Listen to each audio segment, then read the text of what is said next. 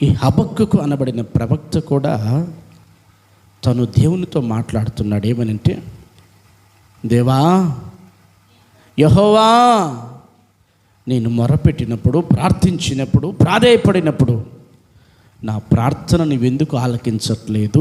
ఒక ప్రశ్న వేశాడు.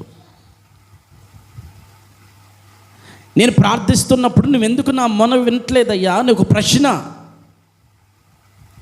అయితే గమనించండి ప్రియ దేవుని బిడ్డలారా, ఏంటంటో అంటే ఎన్నిసార్లు ప్రార్థన చేసి ఉంటాడంటో, ఎన్ని రోజులు ప్రార్థన చేసి ఉంటాడంటో, ఎంతగా ఎదురు చూసుంటాడంటో.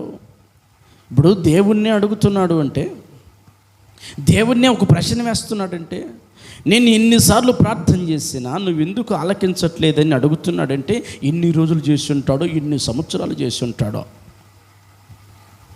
మనము ఒకసారి 2 సార్లు ప్రార్థన చేసి